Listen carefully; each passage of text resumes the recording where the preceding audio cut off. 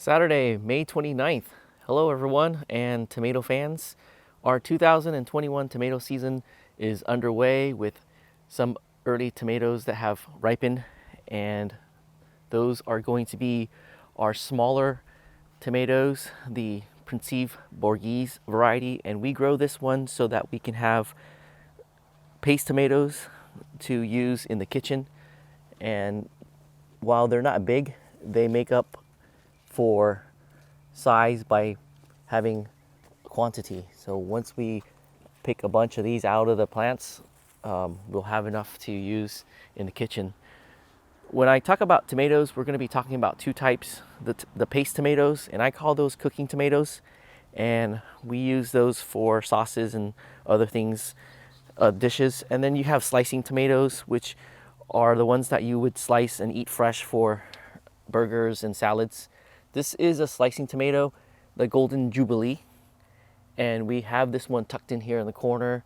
And in Southern California, you can grow them by letting them go wild. You don't have to worry about removing suckers or anything. So these are good for that method. We have a dry climate, so the humidity is not going to cause disease issues that you'll find in other climates, and that's how we're able to let them go wild, because of the dryness of it. Another tomato that we have here is another slicing tomato. This is the Mortgage Lifter. These are heirloom large slicing tomatoes.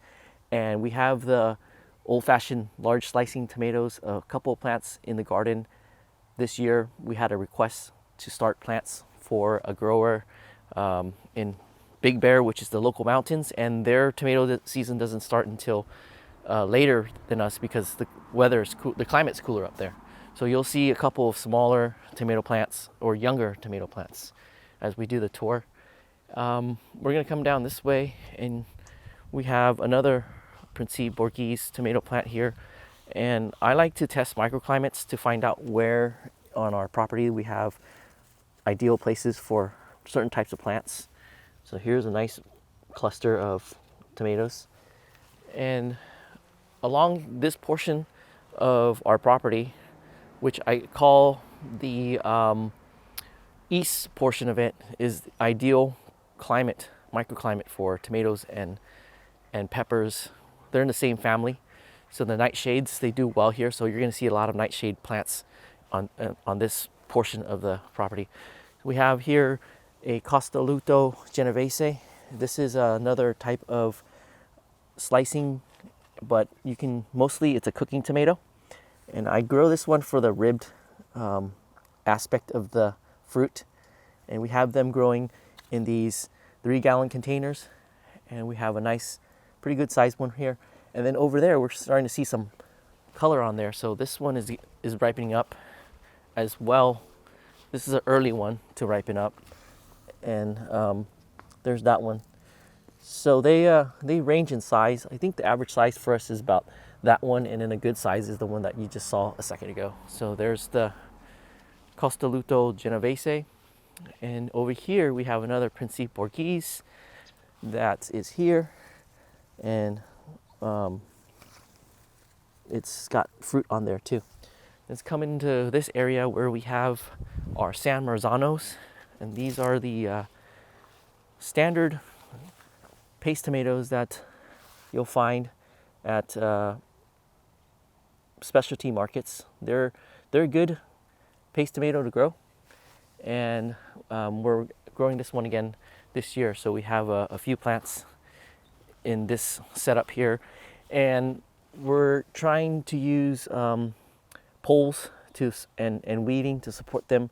I found that the plant gets really big, and we can't support a plant with just one pole. So ideally I would train a plant single stem onto a garden pole like this, but these are going to be heavy fruit, so we're not going to do that on those guys. But we're going to try and see if we can do the pole and string to support them.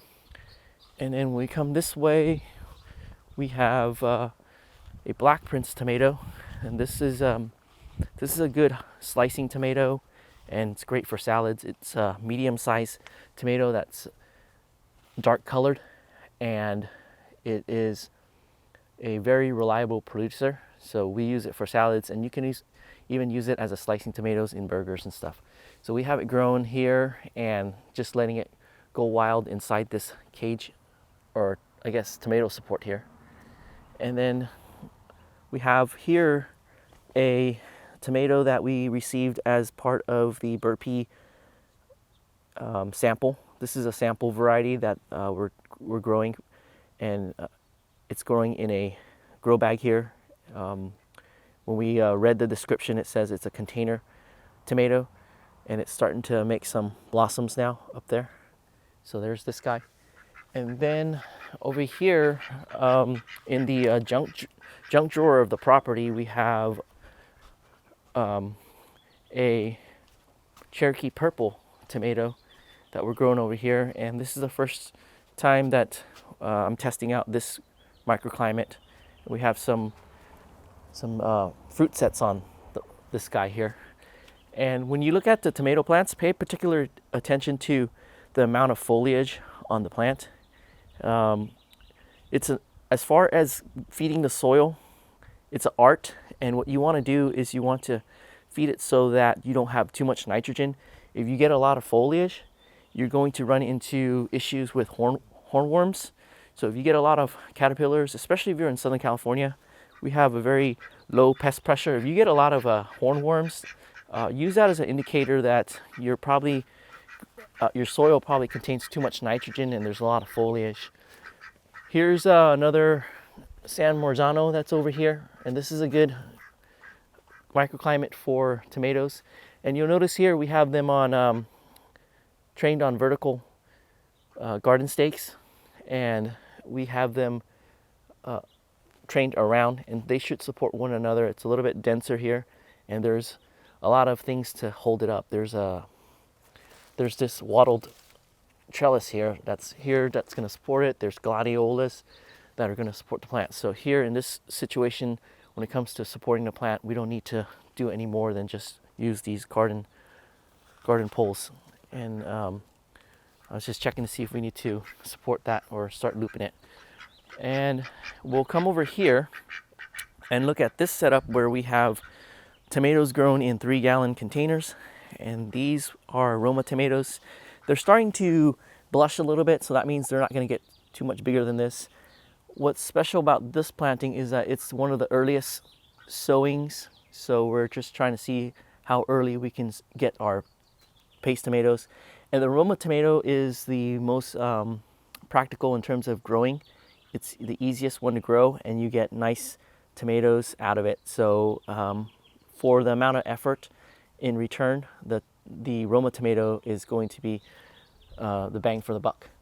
And then over here we have another Principe Borghese tomato that is grown in a container, and we have a lot of fruit here. The fruit is not as big, and I think it might be because in this particular growing area we don't have a lot of sunlight compared to elsewhere.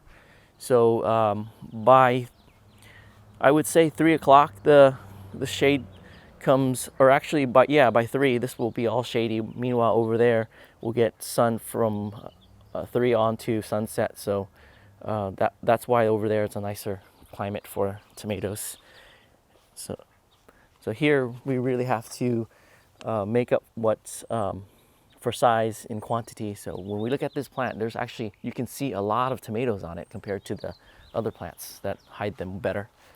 As we come over here, we have this tomato plant, which is the Cherokee purple, and this is my favorite slicing tomato, and it's one that we grow year after year. And we have fruit that's ripening. This is a very early sowing as well. A lot of the varieties of tomatoes that we're going to see today, we had sowed them pretty early to see if we can get early tomatoes. In this particular setup, there's not a lot of sun actually, so our tomatoes aren't going to get too big, I feel. I think they're going to max out at this size, or maybe a little bit bigger here. The sun comes in the morning, we get morning sun, and it gets shade by after 1. So I think after 1 it's just all shady here. The other thing is this container is a self-watering container, but here in Southern California we're really having issues with the pesky Asian mosquitoes, and we don't want any of them to breathe. So I drilled holes down there, so it's not a self-watering container. If you do recognize this, it's not in self-watering mode. So there's that. And then you may notice that the foliage is not dense here. So we're really managing how much nutrients gets to those plants. As far as tomato varieties, this is probably the most interesting one for us this year. It's a new to us variety. The variety is called Blue Beach. It's another cooking tomato, and it has a very interesting shape, so we're growing it for it, but I'm hoping it's also very practical and very productive. So here it is. Here's one of the larger ones. They make these jalapeno-like shapes and even looking like a Anaheim or Hatch pepper. And so far looking at it, we have lots of fruit sets here at various stages. So here's a few more out front. And here we're growing them as single stem, or even sometimes letting two stems branch out. And then we have them supported by this string that's tied to the eaves, and they're going to grow up this way. This is a pretty good tomato growing microclimate here, and we've grown our tomatoes in the past here, and we would in the past grow 5 different varieties for fun. We'll pick new varieties that are new to me and grow them, but this time around we're growing more pragmatic cooking tomatoes. We're looking at a couple of nice fruit sets there. And then off to the right we have a let's see what the tag says. I can't remember them all. Oh, Brandywine. Now I remember. This is a Brandywine tomato, and this is one of the ones that we grew for Big Bear, and we're growing one for ourselves to collect seeds. Our seeds, the seeds that we saved for the Brandywine are getting old, and it's time to also save new seeds.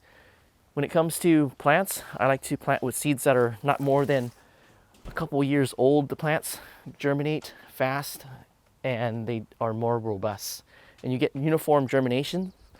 So our plants are going to be all of the same age. If you use older seeds, you'll have one plant that will pop up maybe a week later or a few days later or a couple weeks later, and then you're going to have staggered ages. Here we have a Golden Jubilee plant that's grown in a 15-gallon container supported by 3 garden stakes, and we have a couple of leaders growing. It's not happy. We have a lot of foliage, so that's an indicator that our soil's too nitrogen rich, and it attracted a bunch of aphids. And we're going to let the fruit ripen. We have a couple of nice sized Golden Jubilee tomatoes, and we're gonna let the fruit ripen, and we'll see about this plant. I try to leave the plants on their own, but it looks like we probably should thin out some of the leaves. But at the moment, I'm leaving it on its own to see how it responds by itself. And then when we swing over this way, we have another Principe Borghese tomato plant, and this area doesn't get a lot of sun as well. And one of the things I wanted to test is whether good soil will make up for lack of sunlight. Down below is where we had a compost pile, and it's compost rich, but it looks like sun is going to be key over nutrients. We have a big plant, but the tomatoes aren't very big. So that's one of the things that we're confirming, that sun is going to, the photosynthesis is what drives the production of fruit, not necessarily very rich soil. And then we're going to go out to the front yard where we have a couple of tomato varieties that we're growing, and this is the first time we're growing tomatoes in the front yard. This is a good space to grow in, and we have Roma tomato plants out here, and these are sowed at the typical time that we sow our tomatoes, so they're not going to be they're going to be in the ideal window in terms of conditions, so they should be very happy, and they're looking like that. We're having fruit sets on the plants now, and there is quite a bit of foliage, a little bit more than I like, but this was soil that we've been working in. I didn't plan for growing tomatoes, so it's a very rich soil.